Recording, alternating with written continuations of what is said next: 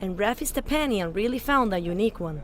A diamond setter from Queens has discovered enough tiny jewelry fragments hiding in the sidewalk of the New York Diamond District to make a living. In the past 3 weeks, he has been spending his time digging in the area around 47th Street and 5th Avenue. I'm able to see pieces and items on the floor, which tells me that if there are bigger items on the surface, then there are also smaller items under the surface. I have to uncover crevices where there's dirt and mud. As you can see over here, I just removed a piece of gold. Using nothing but a tweezer, a butter knife, and sweeping the ground, Stepanian has been able to make hundreds of dollars selling the gold and diamonds that he found over the past couple of weeks. See?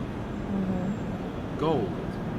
The $848 plus $70, which I received for selling some diamonds that I found. So that was about $918 total. Found something? Hematite. It used to be a sad joke, but for Stepanian at least, the streets of New York are really paved with gold. As long as I keep finding material, I'll keep doing this. If people can drop them, I can pick them up. If they have a right to drop them, I have a right to pick them up, don't I? From the Diamond District, Enricalanza, New York Weekly.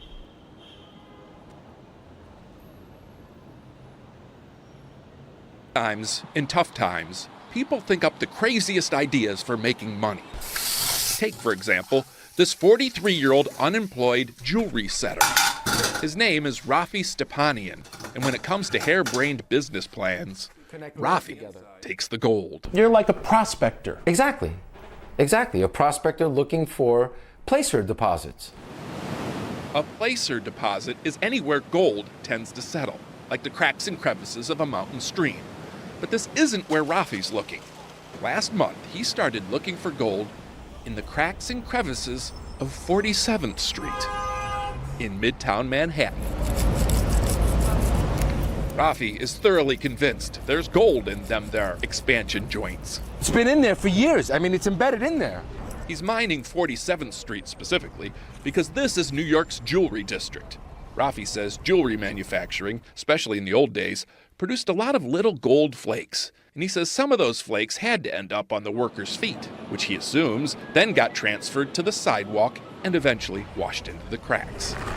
To some of his former colleagues and co-workers, it's a ridiculous theory and a pathetic sight, seeing Rafi on his hands and knees like this. This is absolutely a humbling experience, yet ultimately in the end, we all have to endure a little humility in order to achieve success. So far, he has collected more than 35 pounds of sidewalk gunk. Let's go. And is just now starting to sift through it all in his garage. Watch what's going to come out of here now. It'll take weeks to know exactly what he's got here, but I can already tell you this. There you go. His theory There's your gold. does pan out. See it? So far, Rafi says he's collected about $800 worth. But what's even more astounding, turns out these sidewalks are paved with more than just gold. That's a princess cut diamond. There are diamonds. Diamonds by the dozen. Rubies, sapphires. It's mostly small stuff, probably dropped by dealers and customers. Nothing worth more than about $60, but it adds up. And it's a living. I'm independent and I'm doing this on my own. And the reward is phenomenal. Indeed, there may never be a more phenomenal discovery. Until someday, when somebody does the next logical thing. I just dropped it. And mines Rafi's garage. Easy come, easy go.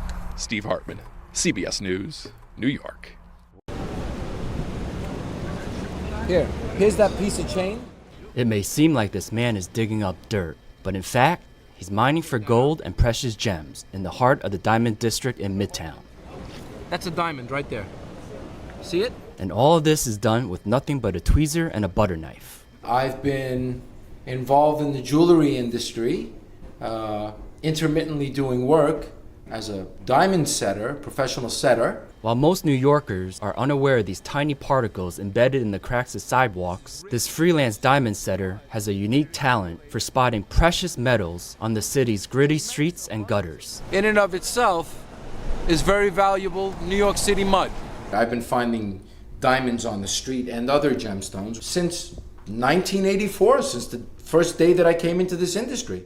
The crafty prospector explains where this treasure trove of gems and gold comes from. I was actually prospecting to find an abundance of precious elements from jewelers who actually drop these items, or they would fall off their clothes as they're coming out of their shops and just fall out on the street. Stepanian takes us to a friend's polishing studio on 47th Street where he demonstrates how he pans the gold by hand.